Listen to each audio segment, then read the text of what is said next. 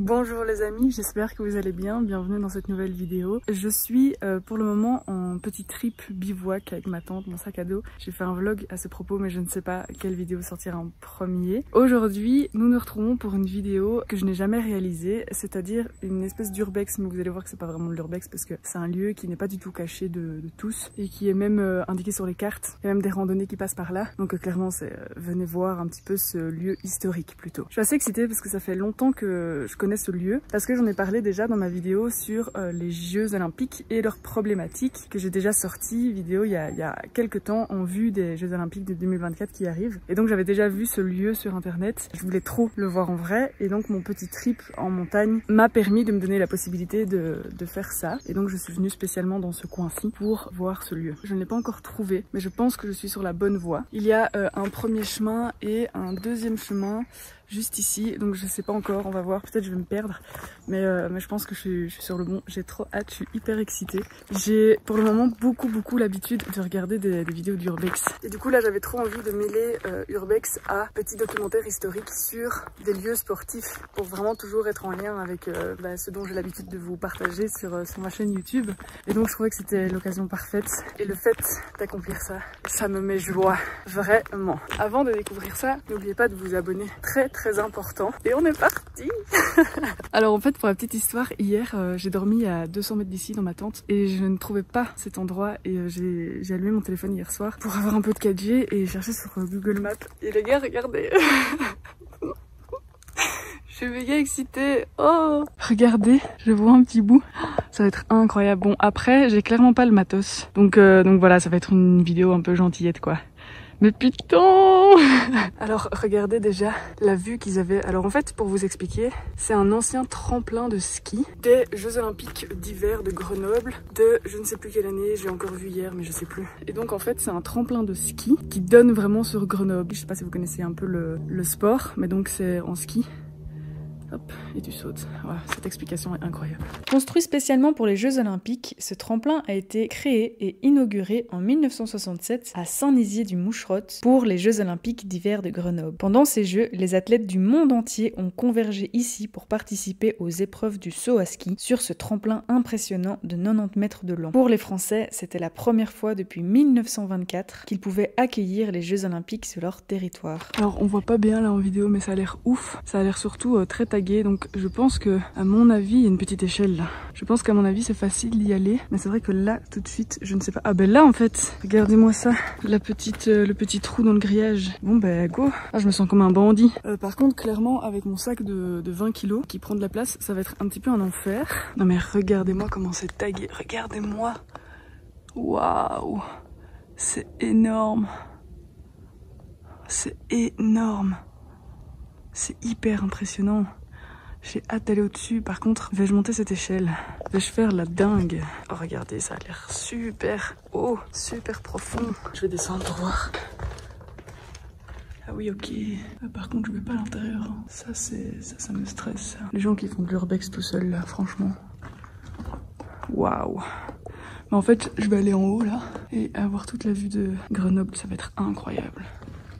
Bon, par contre là-dedans, ça m'attire, mais je crois qu'il n'y a rien à voir. Bon les gars, je crois qu'il y a un autre accès, mais regardez-moi, il y a plein d'orties. Je suis quand même pas très habillée. Par contre, j'entends beaucoup de bruit. Je pense que je suis vraiment pas la seule. Je me demande s'il n'y a pas un escalier là, parce que c'est vrai que l'échelle en bois, elle me donnait pas méga confiance. J'ai pas envie de me casser la binette. Alors, regardez-moi la vue là-bas, ça va être incroyable. Bon ok, non, en fait, il n'y a pas du tout d'escalier de ce côté, donc je crois que je vais prendre l'échelle. Ah, peut-être qu'à l'intérieur, en fait. Peut-être qu'en allant par là, à l'intérieur, il y a un escalier. Ça, c'est pas impossible. Est-ce que je teste ou pas? Bon, du coup, me revoilà ici.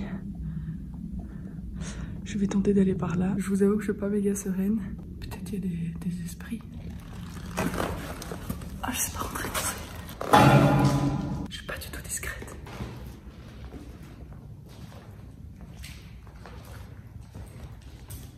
Wow. Regardez comment c'est tagué de ouf.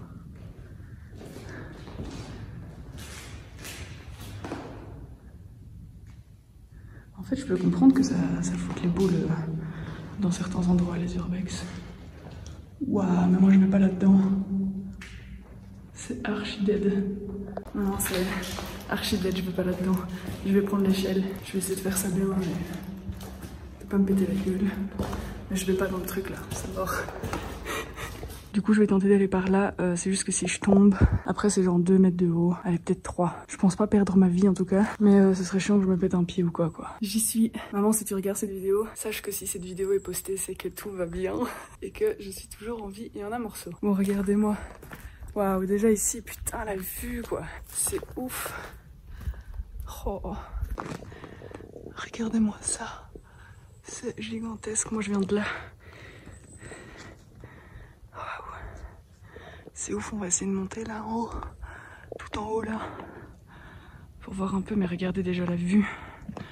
C'est dingue. Putain, mais regardez-moi ça les gars. C'est vertigineux. C'est ouf. Waouh. Donc là c'est Grenoble. Moi j'ai commencé mon voyage tout là-bas. Si vous voulez voir mon vlog, bah n'hésitez pas. Je vous montre toutes les étapes. Tous les petits tips pour survivre tout seul. Putain mais regardez-moi cette vue. Oh c'est incroyable. Regardez-moi ça.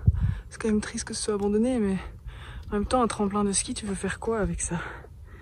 Les travaux de construction ont nécessité d'importantes ressources et l'implication de nombreux ouvriers, ingénieurs et bénévoles. Le tremplin, avec ses structures en béton et en acier, représentait un véritable défi technologique pour l'époque. Lors de la préparation des Jeux, des milliers de bénévoles ont participé à la construction et à l'organisation des épreuves. Cela montre à quel point cet événement était important pour la communauté locale et pour la France en général. Les Jeux Olympiques de Grenoble ont également été les premiers à être diffusés en couleur à la télévision, marquant un tournant dans la couverture médiatique des événements sportifs. Cette avancée technologique a permis à un public encore plus large de vivre l'excitation des Jeux en direct et en couleur vive, rendant les exploits des athlètes encore plus mémorables. Bon les gars, j'ai laissé mon sac un peu plus bas parce que je devais escalader un petit truc, c'était un peu compliqué.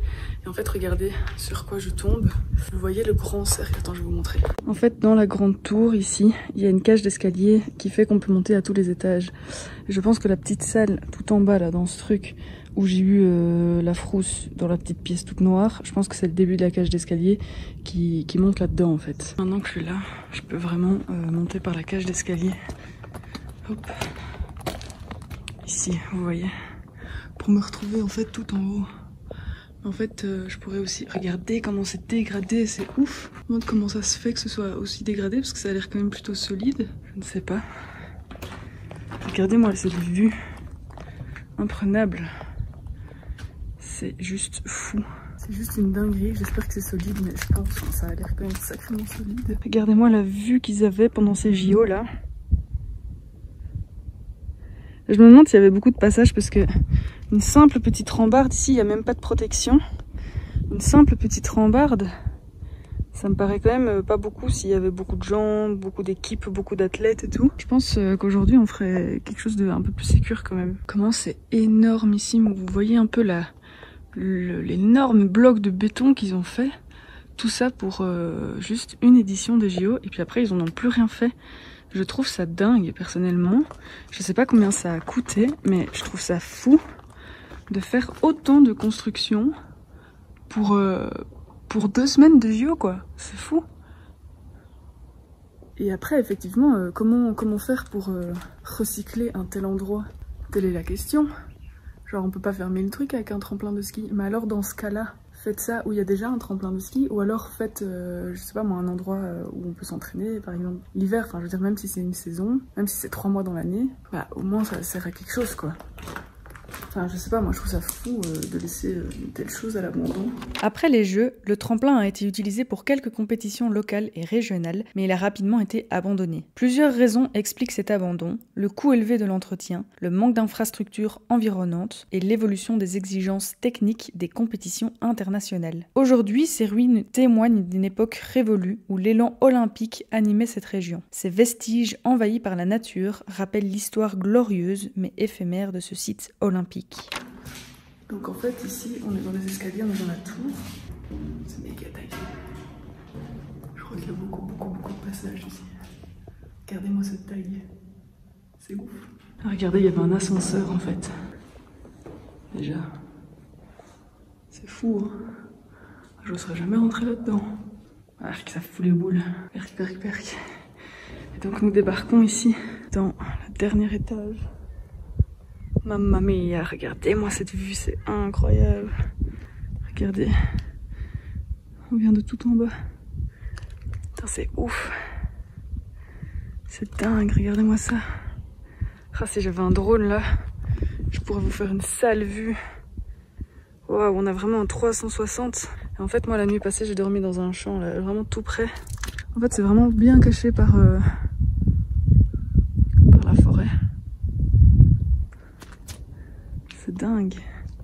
On a une vue, mais monstrueuse. C'est abusé, quoi. Waouh, regardez-moi ça. Et en fait, là, je pense que c'était le top départ de l'athlète. Donc, en fait, on est en ski. Hop, ici. Et jusqu'au bout, là. Et hop, et à un moment donné, il vole. Je sais pas si vous avez déjà vu, je vais vous mettre un extrait. Et en fait, il atterrissait vraiment dans le jardin, là.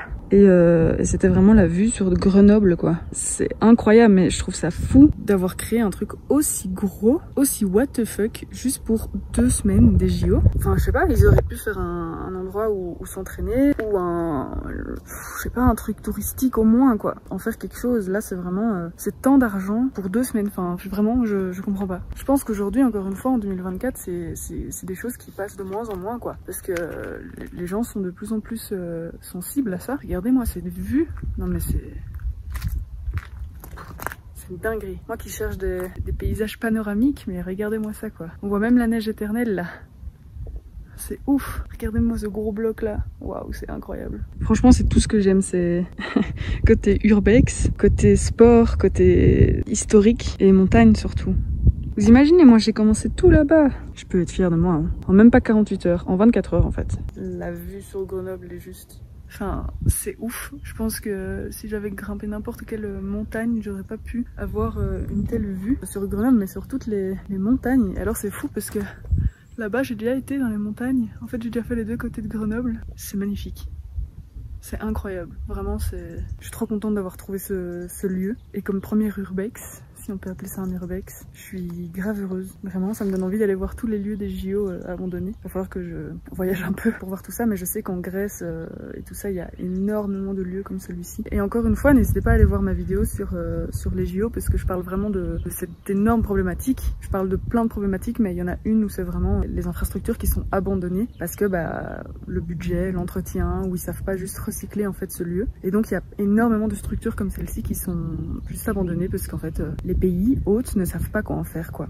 Au fil des années, la structure du tremplin s'est détériorée, les éléments en béton et en acier montrant des signes d'usure et de corrosion. Les autorités locales ont envisagé plusieurs fois de rénover et de réutiliser le site, mais les coûts élevés et les défis logistiques ont rendu ce projet difficile à réaliser. Aujourd'hui, le tremplin est un lieu de mémoire, attirant les curieux et les curieuses, passionnés d'histoire sportive. En visitant ces ruines, nous nous souvenons non seulement des athlètes des compétitions, mais aussi de l'esprit pionnier qui a permis à Grenoble de briller sur la scène mondiale. Ce site abandonné est devenu un symbole de la transition entre les époques, un rappel poignant des rêves et des ambitions olympiques qui ont une fois animé cette région. Il sert également de rappel des défis auxquels sont confrontés les sites olympiques après la fin des Jeux, lorsqu'ils tentent de trouver une nouvelle utilité ou de préserver leur héritage. Bon voilà les amis, c'est déjà la fin de cette vidéo, c'est une vidéo assez courte. Je vous ai montré ce que je voulais, je suis ultra contente d'avoir trouvé cet endroit. J'espère que ça vous a plu. N'hésitez pas à me donner des idées aussi en commentaire de lieux abandonnés, mais toujours en lien avec quelque chose de sportif, pour que ça reste vraiment dans mon domaine. Et comme ça, je peux vous montrer l'endroit, et en plus de ça, vous faire un petit documentaire historique pour vous expliquer en fait ce qui s'est passé, pourquoi ça en est là aujourd'hui, et qu'est-ce que c'était avant, et etc. Je pense que ça peut être un truc hyper intéressant. N'hésitez pas aussi à vous abonner, à me laisser un petit pouce si vous avez autant aimé que moi. Et moi, je vous fais des très gros bisous. Je vous dis à bientôt pour une nouvelle vidéo. Ciao!